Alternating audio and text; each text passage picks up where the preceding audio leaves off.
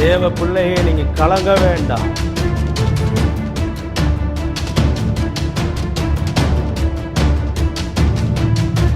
கர்த்தர் உங்கள் துக்கத்தை சந்தோஷமாய் மாற்றுவார். பலங்கொண்டு திடமனதாயிருங்கள், கர்த்தர் பெரிய காரியங்களை செய்வார்.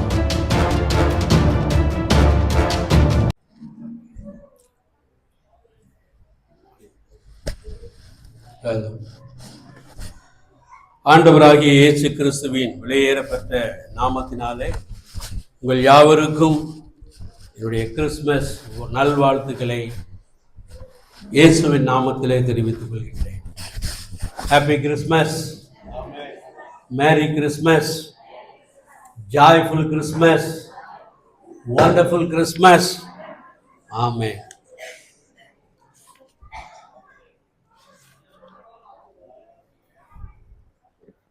எல்லாரும் லூக்கா எழுதின நற்செய்தி நூல் 2வது அதிகாரத்தை எடுத்து வைத்துக் கொள்ளுங்கள். நான் வாசிக்க சொல்லும்போது ஒரு 17 வசனங்களை வாசிக்க வேண்டியது வரும். ஒவ்வொருத்தரும் ஒவ்வொரு வசனத்தை போட்டி போட்டுட்டு எப்படி வாசிக்க போறீங்கன்னு பார்க்க போறீங்க. சோத்திரம். ஆண்டவராகிய இயேசு கிறிஸ்து இந்த பூலோகத்திற்கு ஏன் வந்தார் என்று சொல்லி வேதத்திலே தெளிவாக பரிசுத்த பவுலும் அன்பின் சீசனாகிய யோவானும் டாக்டர் லூக்காவும் சொல்லியிருக்கிறாங்க. 1 தீமோத்தேயு 1:15 என்ன வாசிக்கிறோம்? பாவிகளை ரட்சிக்க கிறிஸ்து இயேசு உலகத்திற்கு வந்தார். 1 யோவான் 3:8 பின்பகுதியில் என்ன வாசிக்கிறோம்? பிசாசின் கிரியைகளை அழிக்கும்படிக்கு தேவகுமாரன் வெளிப்பட்டார். லூக்கா சுவிசேஷம் 19வது அதிகாரம் 10வது வசனத்தில் என்ன வாசிக்கிறோம்?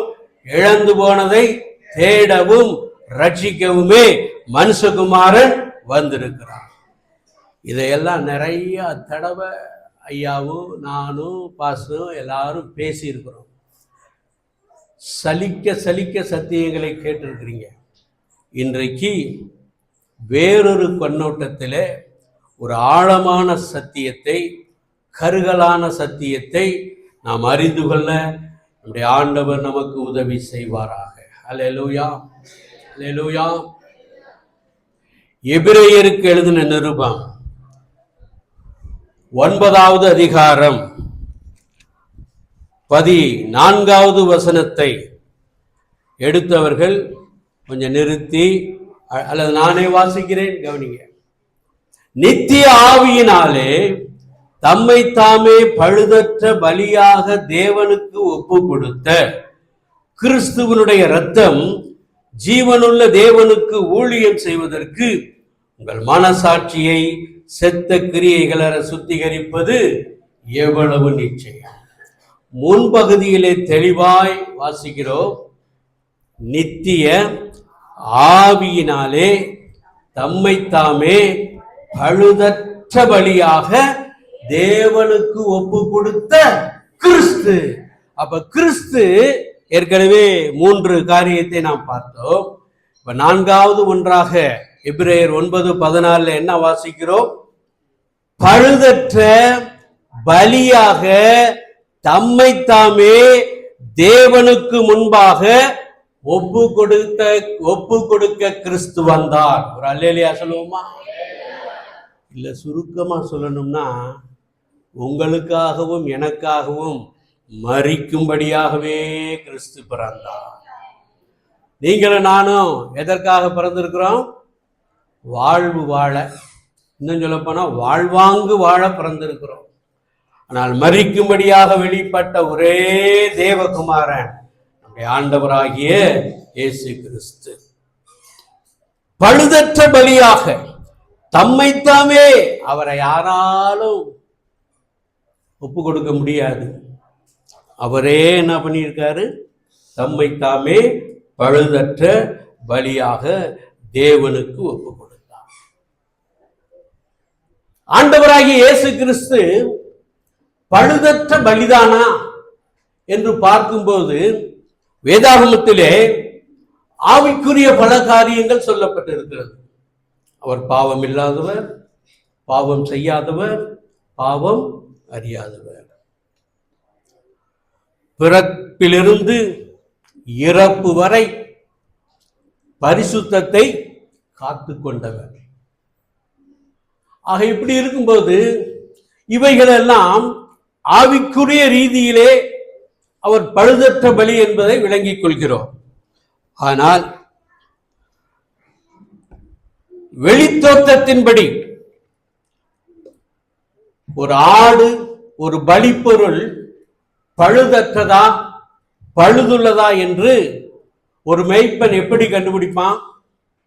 அந்த ஆட்டுக்குட்டியை எடுத்து பல்ல பார்ப்பான், கண்ணை பார்ப்பான், கையை பார்ப்பான், கால்களை பார்ப்பான், ஊனம் ஏதாவது இருக்கா, குறைபாடுகள் ஏதாவது இருக்கா அப்படின்னு பார்த்து அவன் தான் என்ன பண்ணுவான்?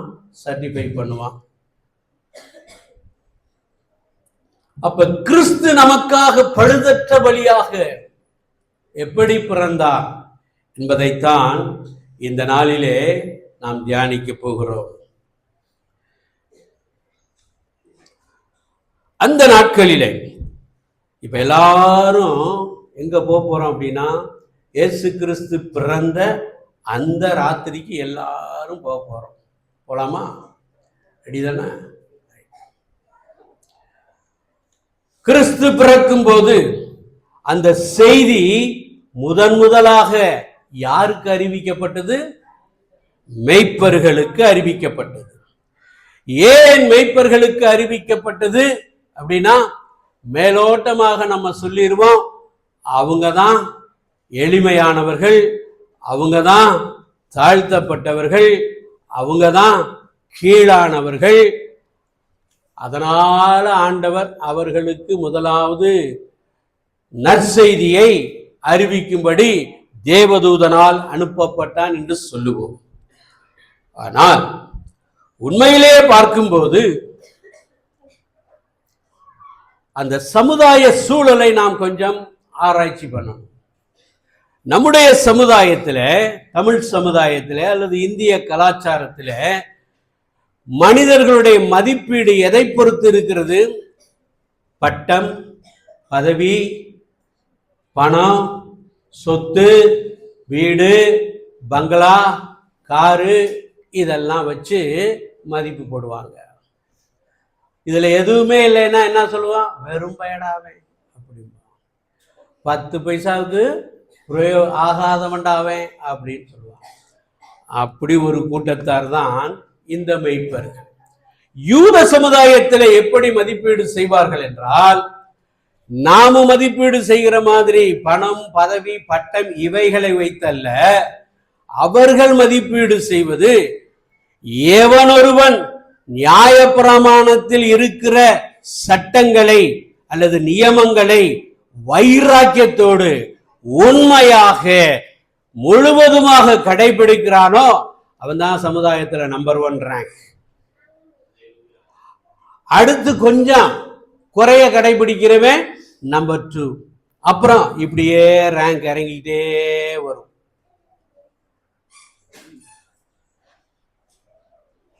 நியாயப்பிரமாணத்துல மொத்தம் எத்தனை நியமங்கள் இருக்குன்னு யாருக்காவது தெரியுமா? 613 சட்டங்கள் இருக்கிறது, நியமங்கள் இருக்கிறது. இந்த 613 சட்டங்களை யார் உண்மையும் உத்தமமும் வைராக்கியமாய் கடைபிடிக்கிறார்களோ அவர்கள்தான் யூத சமுதாயத்தில் உயர்ந்த மதிப்பை பெறுவார்கள். அந்த வரிசையில பார்க்கும்போது முதல் இடத்தை யார் பெறுவாங்க? ஆசாரியர்கள். 2வது இடத்தை யார் பெறுவாங்க? வேத பாரகர்கள். 3வது இடத்தை பரிசேயர்கள். 4வது இடத்தை சதிசேயர்கள். இப்படியே ரேங்க் குறைஞ்சிக்கிட்டே அந்த பட்டியல்ல கடைசியில ஒரு பேர் இருக்குங்க. அவங்க தான் யாரு? அவங்க தான் யாரு? யூத சமுதாயத்திலே புறந்தள்ளப்பட்டவர்களாய், புறக்கணிக்கப்பட்டவர்களாய், ஒதுக்கப்பட்டவர்களாய், நசுக்கப்பட்டவர்களாய், அசட்டை பண்ணப்பட்டவர்களாய் எண்ணப்படுவர்கள் தான் இந்த மேய்ப்பர்கள். ஏன்? அவர்களால் நியாயப்பிரமாணத்தினுடைய ஒரு நியமத்தை கூட என்ன பண்ண முடியாது. ஒரு ஒரு 3 உதாரணம் சொல்றேனே. நியாயப்பிரமாணத்தின்படி ஒரு யூதன் தினமும் எத்தனை வேளை குளிக்கணும்? கையை காமிச்சு அதை பார்த்து சொல்ல மாட்டீங்க. தினமும் எத்தனை வேளை குளிக்கணும்? இவன் கோளும் தடியும் வச்சுக்கிட்டு ஆட்டம் ஓட்டிக்கிட்டு மேய்ப்பானா? அவன் போய் ஸ்நானம் பண்ணுவானா? 2வது, ஒரு வேளை ஸ்நானம் பண்ணணும்னா அவனுக்கு என்ன இருக்கணும்? அங்க ஒரு ஏரியோ ஒரு குளமோ இருக்கணும். இருந்தா ஸ்நானம் பண்ணுவான். இல்லாத இடத்துக்கு மலை மேலேயும் அது மேலேயும் போனாக்க அவனால என்ன பண்ண முடியாது? அந்த பிரமாணத்தை கடைபிடிக்க முடியாது. சாப்பிடும்போது ஒவ்வொரு நேரமும் என்ன பண்ணிட்டு தான் சாப்பிடணும்? கைய கழுவிட்டு தான் சாப்பிடணும். அதையும் இவர்களால கடைபிடிக்க. இன்னொரு சட்டம் இருக்கு. செத்த விலங்குகளையோ மனிதர்களையோ தொட்டா நியாயப்பிரமாணம் என்ன சொல்லுது? தீட்டுன்னு சொல்லுது. அவனும் தீட்டுப்பட்டவனாவான், அவனை தொடுகிறவனும் தீட்டுப்பட்டவனாவான். அப்ப ஆடுகளை ஓட்டிக்கிட்டே போறவே எல்லா நேரமும் அந்த ஆடுகளை பத்திரமாக காவல் காக்க முடியுமா? அல்லது அந்த ஆடுகள் நோய் வராம இருக்குமா? சாகாம இருக்குமா? ஒருவேளை ஒரு ஆடு நோய் விட்டு இறக்கும் என்று சொன்னால் அந்த ஆட்டை இவன் என்னதான் பண்ணணும்? தோல் மேல தூக்கிட்டு போய் ஒன்று வேற யாருக்காவது விற்கிறதுக்கோ அல்லது அதை வாங்க முடியும், யாரும் வாங்கலை அப்படின்னா அதை அடக்கம் பண்ணுவதற்கோ அல்லது யாரும் இல்லாத ஒரு புதரிலே கொண்டு போய் இவன் தான் என்ன பண்ணணும்? போடணும். அப்ப ஆட்டோமேட்டிக்கா அந்த செத்த விலங்குகளை தொடும்போது இவன் என்னவாக மாறி விடுகிறான்? தீட்டுள்ளவனாக மாறி விடுகிறான். அப்ப எந்த ஒரு யூதனும் யாரை தொடமாட்டான்? யாரை தொடமாட்டான்? மெய்ப்பர்களை தொடமாட்டாங்க. அவங்க தொட்ட பொருளை கூட என்ன பண்ணக்கூடாது? தொடக்கூடாது. அப்படி நியாயப்பிரமாணம் சொல்லுகிறது. அந்த மாதிரி நியாயப்பிரமாணத்தினாலே தள்ளப்பட்டவர்களாய், புறந்தள்ளப்பட்டவர்களாய் காணப்படுபவர்கள் தான் இந்த மெய்ப்பர்கள். இதுல ஒரு உச்சபட்ச புறந்தள்ளுதல் இருக்கு. அது என்ன தெரியுங்களா? பலி செலுத்துவதற்கு பலியாடுகளை பழுதுள்ளதா பழுதற்றதா என்று சோதித்து பார்த்து அந்த ஆட்டுக்குட்டியை பலி செலுத்துவதற்கு தேவாலயத்துக்கு கொண்டு போறவங்களே யார்தான்? மெய்ப்பர்கள் தான். ஆனா தேவாலயத்தின் வாசல் வரைக்கும் போலாம். வாசலுக்கு உள்ள பிரகாரமோ பரிசுத்த ஸ்தலமோ மகா பரிசுத்த ஸ்தலத்துக்கோ அவங்க என்ன பண்ண முடியாது? போக முடியாது. ஏன்? தீட்டுப்பட்டவர்கள். எப்படி? பலி செலுத்துற ஆடு நல்லதா, அது பழுதற்றதா பழுதுள்ளதா என்று கண்டுபிடிக்கிறதுக்கு இவங்க வேணுமா? ஆனால் இவர்களால் ஆலயத்தில் வந்து என்ன பண்ண முடியாது? ஆராதிக்க முடியாது. என்னே ஒரு நிராகரிப்பு, என்னே ஒரு நிராகரிப்பு. ஆங்கிலத்தில் இதைத்தான் இன்னும் ஒரு காரியத்தை சொல்லுகிறேன். ஒரு பத்திரிகையில படித்தேன். கோர்ட்டில் போய் தன்னுடைய சொந்தக்காரங்க யாராவது அபாண்டமாய் குற்றவாளியாக சாட்டப்பட்டு நிறுத்தப்படுவார்கள் என்று சொன்னால் அவர்களுக்காக போய் சாட்சி சொல்லக்கூட யார் அலௌடு கிடையாது? மெய்ப்பர்கள் அலௌடு கிடையாது. டோட்டல் ரிஜெக்ஷன், முற்றிலும் புறக்கணிப்பு, முற்றிலும் புறக்கணிப்பு. அப்படிப்பட்ட சூழ்நிலையில யாராவது கடந்து வந்திருக்கிறீங்களா? உங்க குடும்பத்துல உங்களை தள்ளி இருக்கிறாங்களா? உங்க ஊர்ல உங்களை தள்ளி வச்சிருக்கிறாங்களா? உங்க வீட்டில் உங்களை அசட்டை பண்றாங்களா? உங்க கணவனால் சகோதரிமார்கள் அசட்டை பண்ணப்பட்டிருக்கிறீங்களா?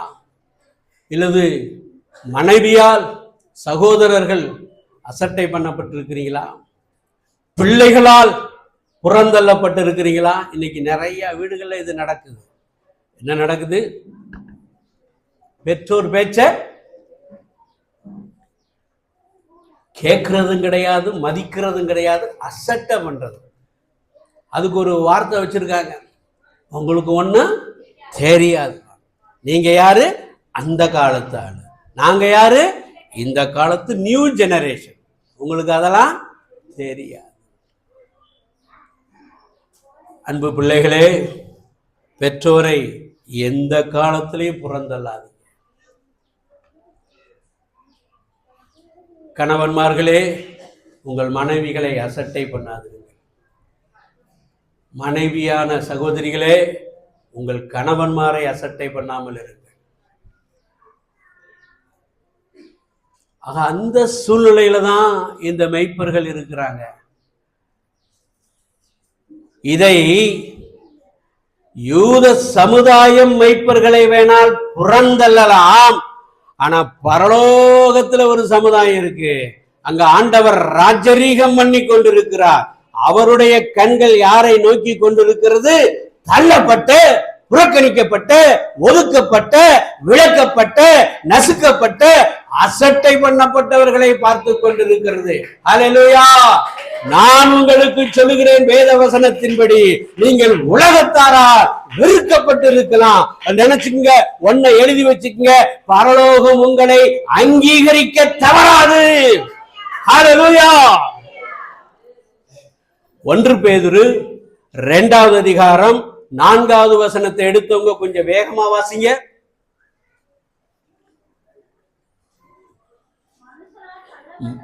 மனுஷரால் தள்ளப்பட்டதாயினும் தேவனால் தெரிந்து கொள்ளப்பட்டதும் விலையேறப்பட்டதுமாயிருக்கிற ஜீவனுள்ள கல்லாகிய எது பிரதர்? ஜீவனுள்ள கல்லு யாரு? கிறிஸ்து. அப்ப மனுஷரால நீங்க தள்ளப்பட்டு இருப்பீர்கள் என்று சொன்னால் நீங்க யாரு பக்கம் நெருங்கி வர்றீங்கன்னு அர்த்தம்? ஜீவனுள்ள கல்லாகிய தேவனிடத்திற்கு நீங்கள் நெருங்கி வருகிறீர்கள். அல்லேலூயா! 118ஆம் சங்கீதம் 22வது வசனம் நினைக்கிறேன். வீடு கட்டுகிறவர்களால் ஆகாது என்று தள்ளப்பட்ட கல்லே மூளைக்கு தலைக்கல்லாயிற்று. நீங்க கொத்தனாரு அந்த நாட்கள்ல எங்க அப்பா வீடு கட்டும்போது நானும் எங்க சகோதரர்கள்லாம் போய் பார்ப்போம். அப்போ ஃபவுண்டேஷன் கருங்கல்ல தான் போடுவாங்க. அந்த கருங்கல்ல அப்படியே நெட்டு வரிசை வச்சுட்டு இப்படி ரெக்டாங்கிளா இப்படி இந்த வரிசை திரும்பும் போது அந்த மூளையில ஒரு கல், சரியான கல் போடணும். ஒரு சித்தாளு ஒரு கல்லை தூக்கிட்டு வரும், தூக்கி போடு, இன்னொரு கல்லை தூக்கி போடும், இது வேணாம் தூக்கி போடு அப்படின்னு 10-15 கல்ல தள்ளிடுவார். திருப்பி பார்ப்பாரு, இங்கிட்டாங்கிட்டும் போயிட்டு எதை அவர் புறந்தள்ளினாரோ அதே கல்ல திருப்பி எடுத்து இப்படி அப்படி அப்படி அப்படி அட்ஜஸ்ட் பண்ணி பார்ப்பாரு. அது கரெக்டா செட் ஆயிடும். அல்லேலூயா! ஆகாதென்று தள்ளின கல்லே மூளைக்கு. தள்ளப்பட்ட நிலைமையில இருக்கிறீங்களா? F major. யா வாங்கய்யா, சீக்கிரம் சீக்கிரம். எஃப்.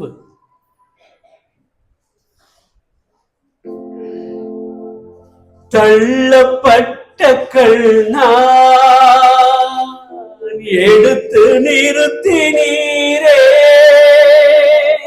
தள்ளப்பட்ட கல்நான் எடுத்து நிறுத்தி நீரே,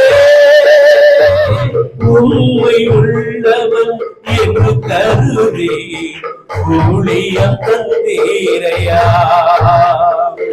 உண்மை உள்ளவன் என்று கருதி ஊழியம் தந்தீரையா. நன்றி நன்றி ராஜா, நன்றி இயேசு ராஜா, நன்றி நன்றி ராஜா, நன்றி இயேசு ராஜா.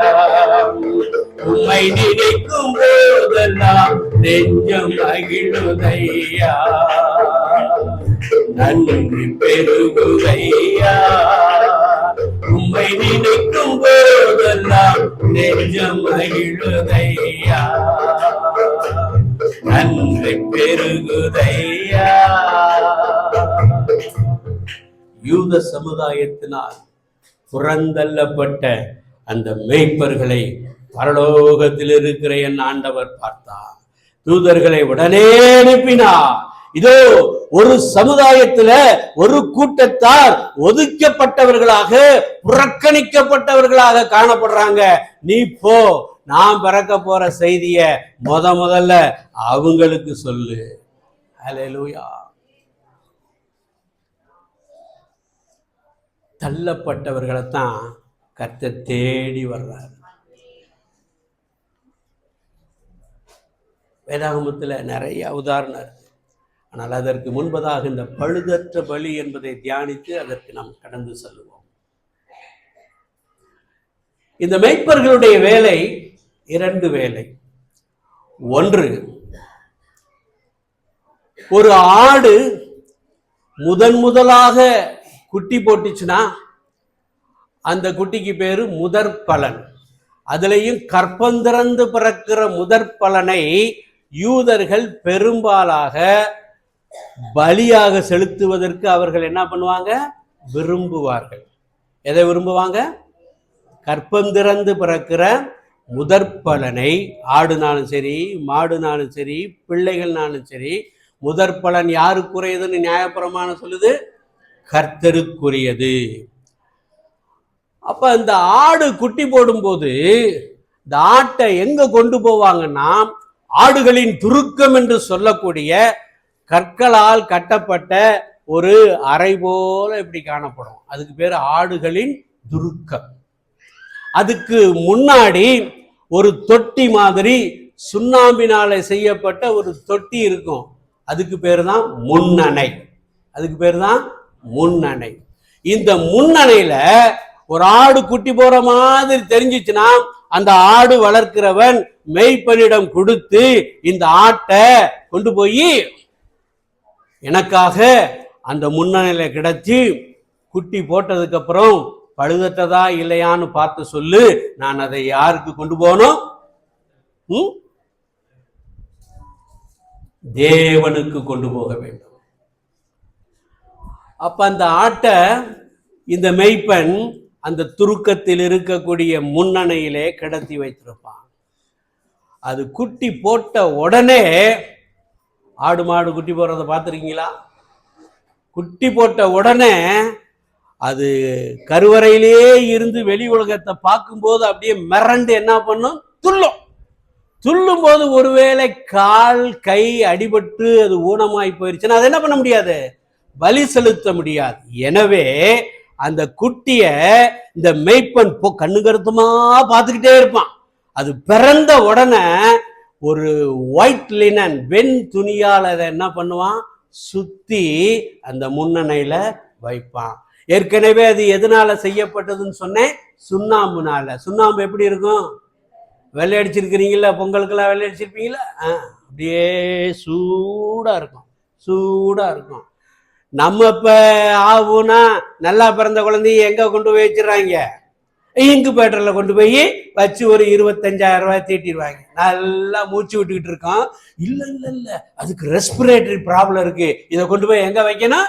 இன்குபேட்டர்ல வைக்கணும்னு 1 மணி நேரத்துக்கு 1000 ரூபான்னு 2 நாள் வச்சு 48 மணி நேரத்துக்கு 48,000, அல்லது ஒரு நாள் பூரா வச்சு 24,000 பிடிங்கிடுவாங்க.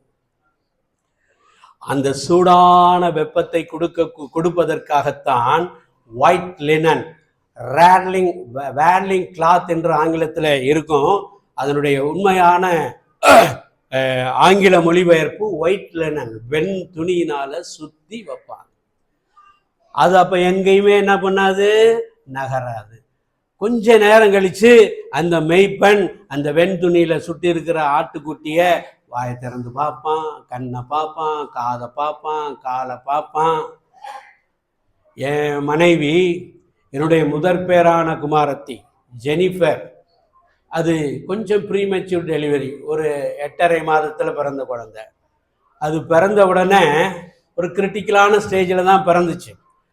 அது பிறந்தது நிமித்தம் தான் நான் கர்த்தரை ஏற்றுக்கொண்டு கர்த்தருடைய பிள்ளையாக மாறினேன். அந்த சூழ்நிலையில் என் ஒய்ஃபோடைய அத்தை, அவங்க உத்தமபாளையத்திலேருந்து மருமக டெலிவரிக்கு இருக்கேன்னு சொல்லி வந்து கூடயே இருந்தாங்க. லேபர் வாரில் யாருமே அலௌடு கிடையாது. ஆனால் இவங்க தைரியமாக நான் இருப்பேன், என் மருமகளுக்கு கூட இருப்பேன்னு சொல்லி இருந்து குழந்தை நார்மல் டெலிவரி கர்த்தருடைய கிருபையினால ஆயிருச்சு. எல்லாரும் குழந்தைய பார்க்க ஆசையா இருக்கும். இவங்க பார்த்து என்ன பண்ணாங்க, கண்ணு நல்லா இருக்கா, காது நல்லா இருக்கா, மூக்கு நல்லா இருக்கா, எல்லாத்தையும் பார்த்துட்டு எல்லாம் நல்லானதுக்கு அப்புறமேலு அப்புறமேல் டாக்டர்கிட்ட சொல்லி எல்லாத்தையும் காட்டணும்னு சொல்லி காமிச்சாங்க. அதே போல பழுதற்றதா பழுதுள்ளதான்னு செக் பண்ற ஆள் யாருங்க? மெய்ப்பன். அவன் செக் பண்ணி சர்டிபிகேட் கொடுத்துட்டானா அந்த ஆட்டை யூதர்கள் என்ன பலியாக, பாவ நிவாரண பலியாகவோ குற்ற நிவாரண பலியாகவோ பலி செலுத்துவாங்க. அது தேவனுக்கு பிரியமான பலி. இரண்டாவதாக நியாயப்பிரமாணத்திலே சொல்லப்பட்ட தீட்டு, பெண்களுக்கு உதரப்போக்கு ஏற்படும் காலத்திலே அவங்கள என்ன பண்ணுவாங்க, ஒரு வீட்டுல தனி அறையில ஒதுக்கி வைப்பாங்க. ஏன்னா அவங்க யாரு இன்றைக்கு நம்ம சமுதாயத்துல முதல்ல மெச்சூர் ஆயிடுச்சுன்னா அந்த பிள்ளை என்ன பண்ணிடுவாங்க, வீட்டை விட்டே வெளியே போய் ஒரு குடிசையை போட்டு அதுக்குள்ள கடை அப்படின்னு விடுற இன்னைக்கும் அந்த பழக்கம் சில சமுதாயங்களிலே இருக்கிறது. இப்ப ஒரு குடும்பத்துல பெண்கள் ரொம்ப கம்மி, ஆண்கள் அதிகமாக இருக்கிறாங்க அப்படின்னா அந்த ஒரு பெண்ணுக்காக ஆண்கள் முழுவதும் வீட்டை விட்டு வெளியேறுவதற்கு பதிலாக இந்த ஒரு பெண்ணை எங்க கொண்டு போயிருவாங்க, ஆடுகளின் துருக்கம், அந்த முன்னணி இருக்கு பாத்தீங்களா, அது வார்ம் கண்டிஷன்ல இருக்கும், அங்க போய் மெய்ப்பன்ட்ட சொல்லி இவங்களுடைய தீட்டு காலம்லாம் முடிகிற வரைக்கும் நீ கொஞ்சம் பார்த்துக்கப்பா அப்படின்னு சொல்லுவாங்க. இப்ப லூக்கா சுவிசேஷம் 2வது அதிகாரம் 5வது வசனத்துல இருந்து வாசிங்க பார்ப்போம்.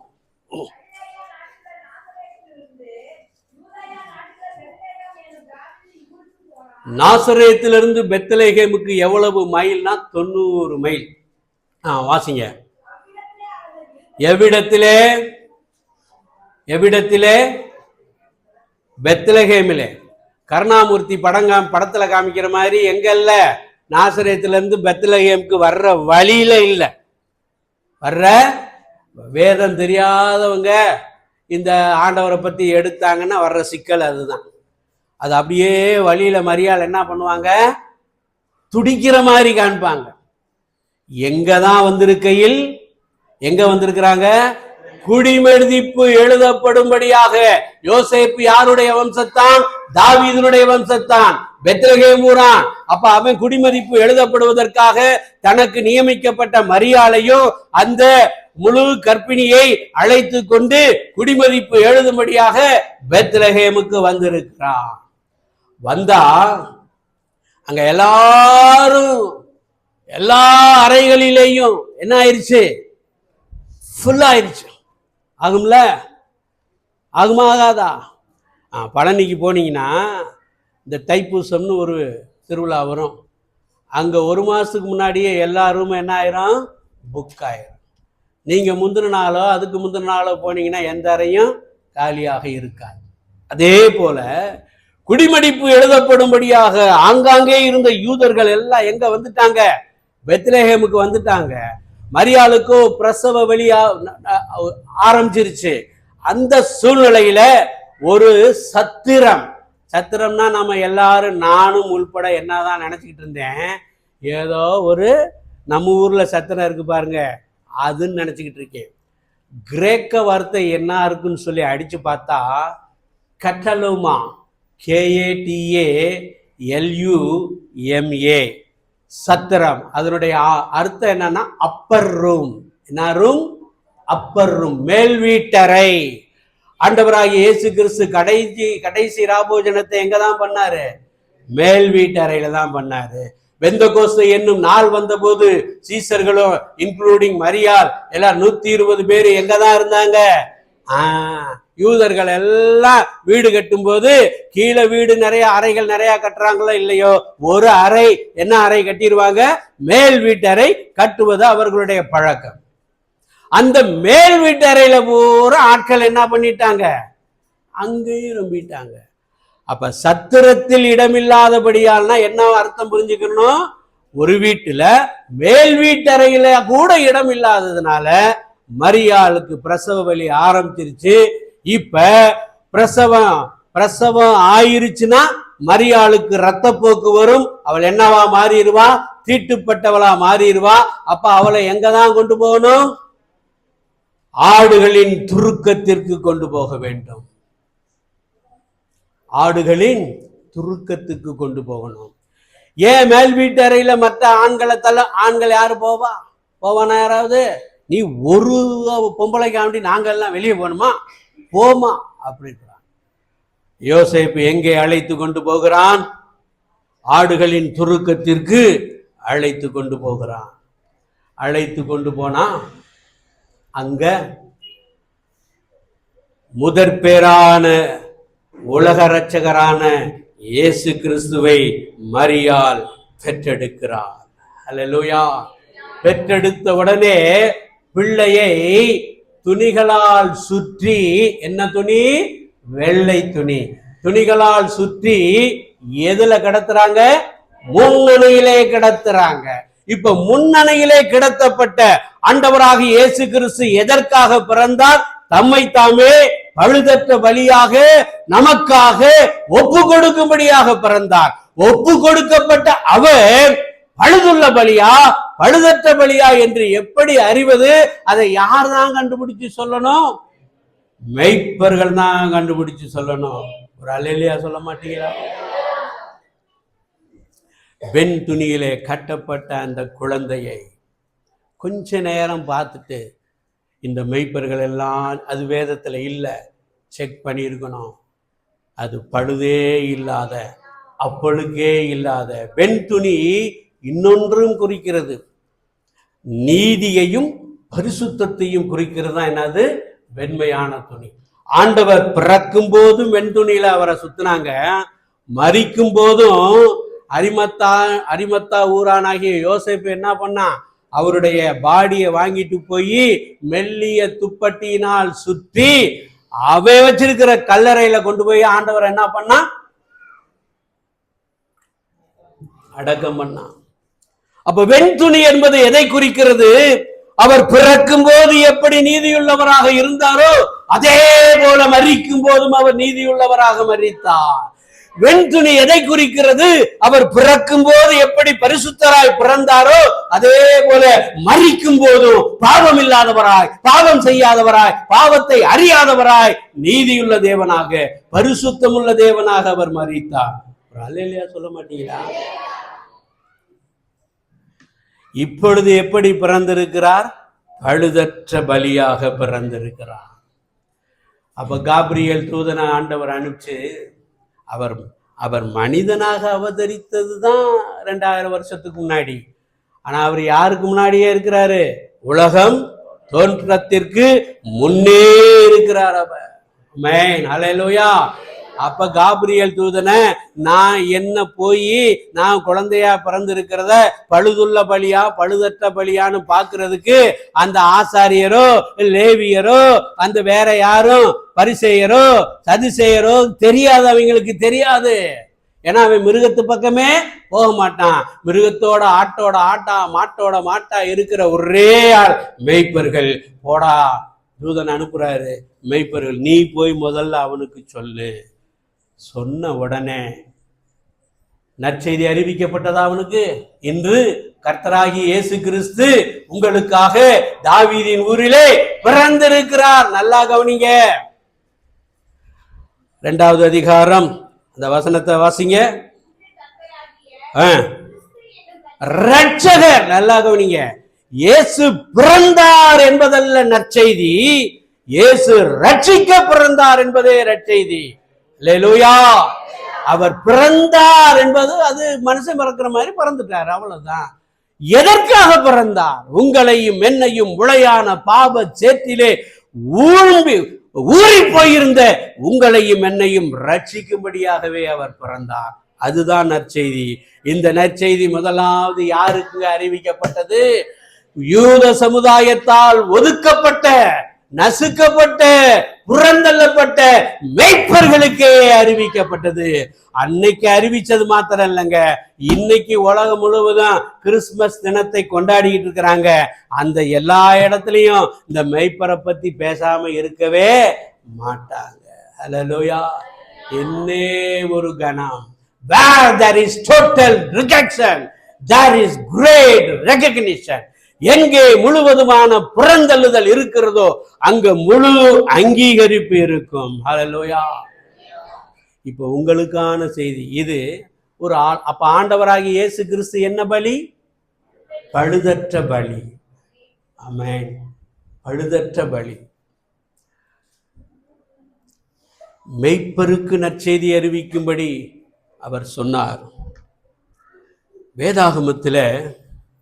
வேதாகமத்தில் இந்த மாதிரி புறந்தள்ளப்பட்டவர்கள் அநேகர் இருக்கிறாங்க. அதில் 3 பேரை ஒரு 5 நிமிடத்தில் உங்களுக்கு காண்பித்து கொடுத்து விட்டு, ஒருவேளை இந்த 3 பேரில் யாராவது ஒருவராக நீங்கள் இருப்பீர்கள் என்று சொன்னார், உங்களை கர்த்தர் இந்த நாளிலே உயர்த்த சித்தமுள்ளவராயிருக்கிறார். லேயாள், ஆதியாகமத்தின் புஸ்தகம் 29வது அதிகாரம் 31வது வசனத்தை வாசிங்க. ஆதியாகமம் 29:31. போதும். லேயாள் அற்பமாய் எண்ணப்பட்டாள். எங்க?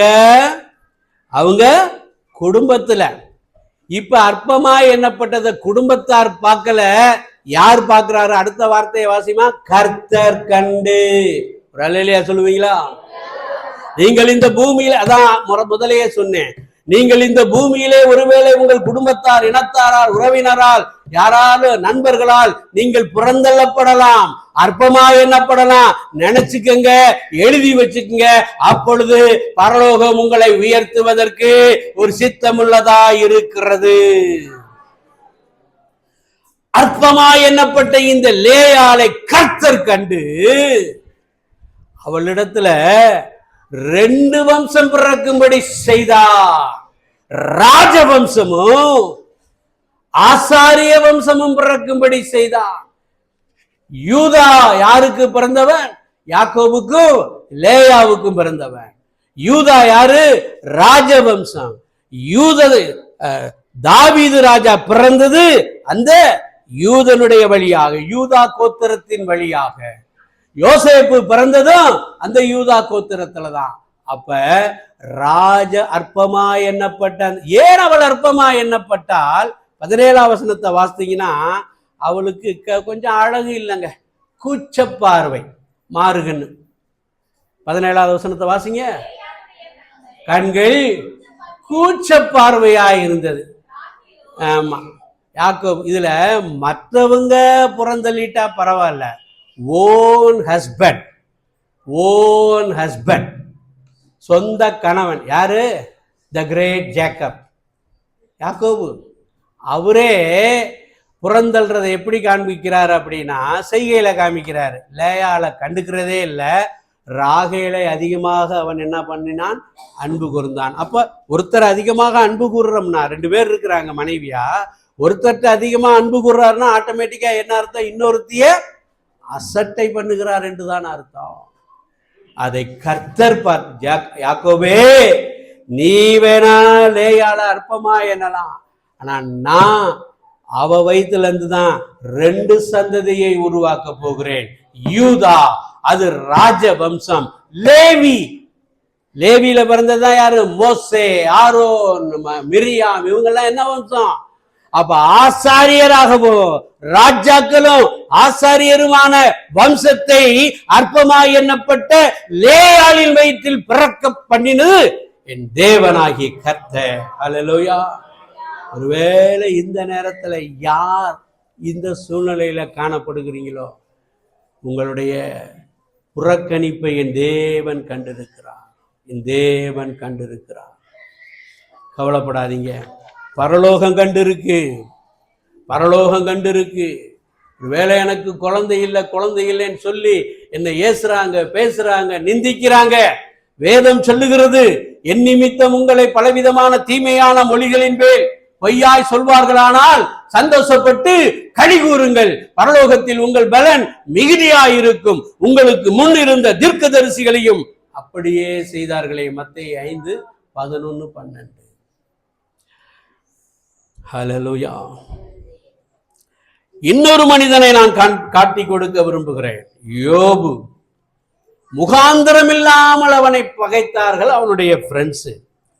வியாதியை பற்றி ஒரு பட்டிமன்றமே நடத்திட்டாங்க. 3 பேர் ஃப்ரெண்டு. பெஸ்ட் ஃப்ரெண்டு யாரு? 3 பேர். எலிப்பாசு, சோப்பாரு, இன்னொருத்தன் யாரு? எலிப்பாஸ், சோப்பார், இன்னொரு ஆள் இருக்கு பில்தாத். இந்த 3 ஃப்ரெண்டு. இந்த 3 பேர் ஒவ்வொருத்தனா யோபுவை பார்க்கறான். நீ ஒருவேளை தேவனை தூஷித்திருப்ப போல இருக்கு, அதான்டா அந்த வியாதி வந்துச்சு. நீ ஒருவேளை கர்த்தருடைய வார்த்தைக்கு கீழ்ப்படியாம இருந்திருக்க போல இருக்கு, அதான்டா உனக்கு நோய் வந்துருச்சு. யோபுவை ஆண்டவர் இன்ட்ரோடியூஸ் பண்ணும்போதே எப்படி இன்ட்ரோடியூஸ் பண்றாரு? தேவனுக்கு பயந்து பொல்லாப்புக்கு விலகுகிறவமாகிய உத்தம தாசனாகிய யோபுன்னு சொல்றாரு. கர்த்தர் அவனை அங்கீகரித்திருக்க அவனுடைய ஃப்ரெண்ட்ஸ் பூரா என்ன பண்றாங்க?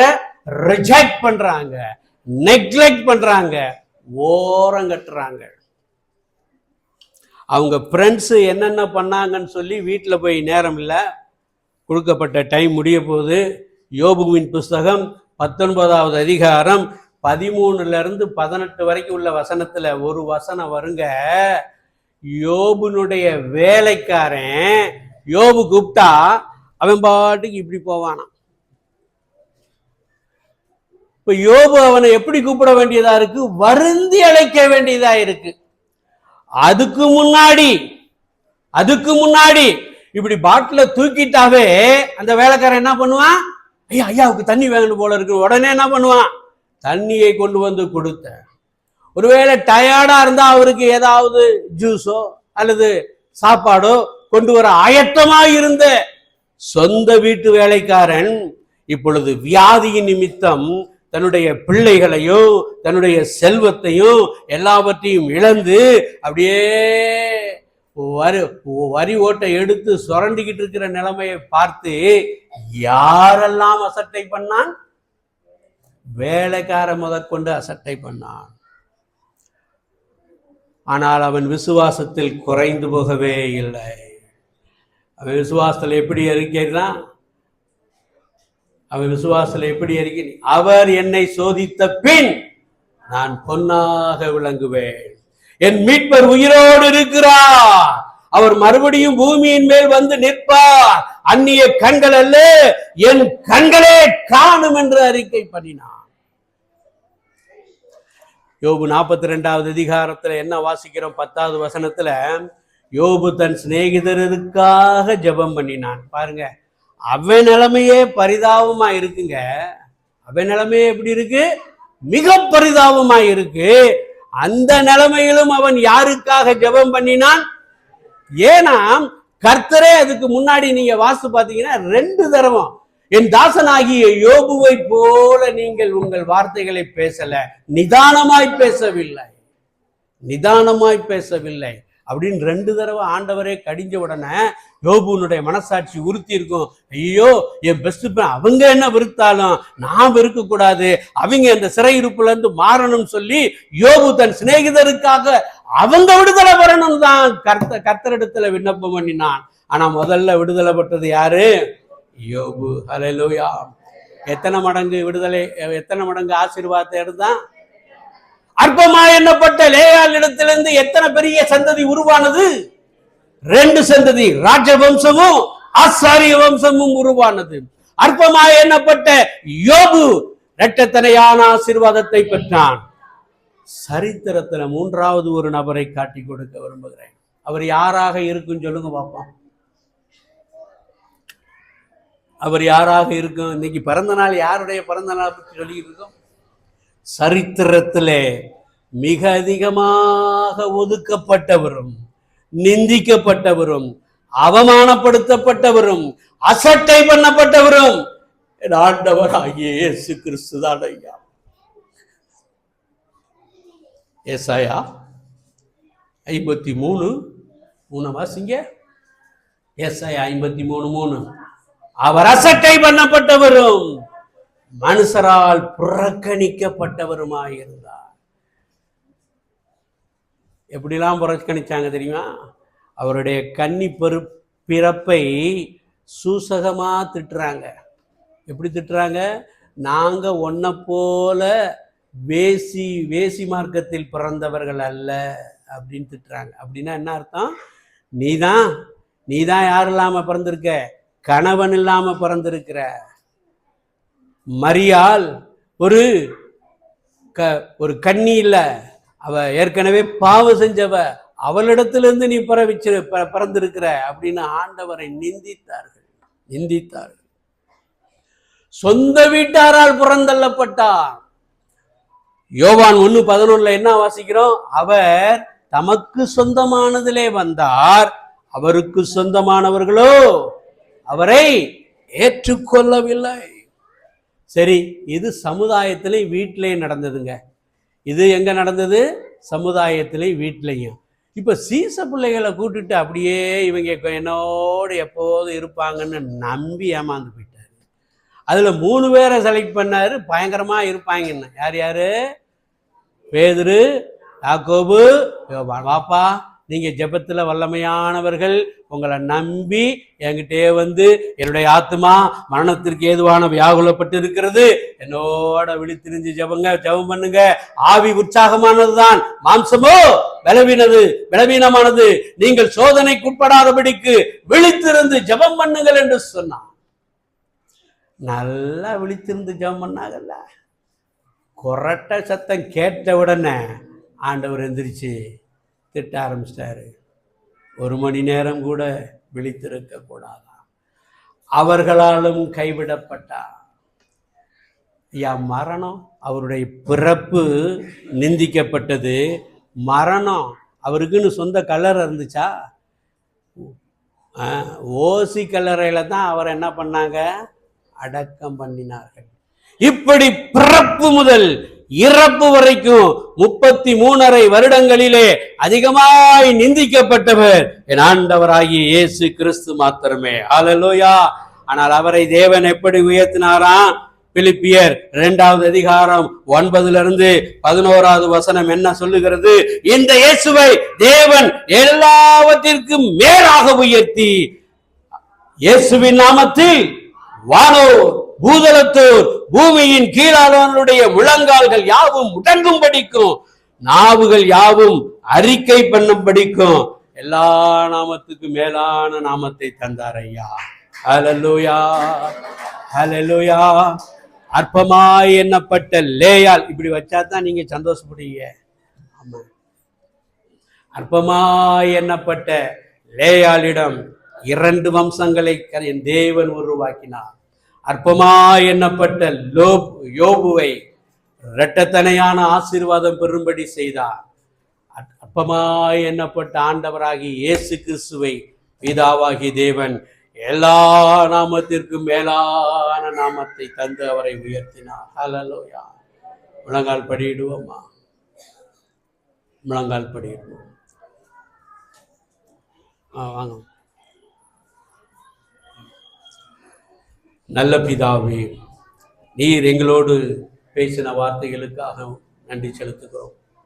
உலகம் முழுவதும் உடைய பிறப்பின் வர்த்தமானங்களை தியானிக்கின்ற இந்த வேளையிலே நாங்கள் நாட்களை கொண்டாடாதபடி ஆளை கொண்டாடும்படியாக, அந்த நாளிலே பிறந்த என் தேவாதி தேவனை கொண்டாடும்படியாக அவர் ஏன் பிறந்தார், எதற்காக பிறந்தார் என்பதை ஆண்டவரே நீர் பழுதற்ற பலியாக உம்மையே எங்களுக்காக ஒப்பு கொடுக்கும்படியாகவே பிறந்தீர் என்ற சத்தான சத்தியத்தை இந்த நாளிலே அறிந்து கொள்ள தேவனாகிய கர்த்தர் கிருபை செஞ்சீங்க. மாத்திரமல்ல, சமுதாயத்தால் புறந்தள்ளப்பட்ட மெய்ப்பர்களை தேடி வந்து நற்செய்தியை அறிவிக்கும்படியும், ஆண்டவரே அவர்கள் அறிந்து கொள்ளும்படியும் உம்முடைய பிறப்பை அவர்களுக்கே முதலில் சொன்னீர் ஆண்டவரே.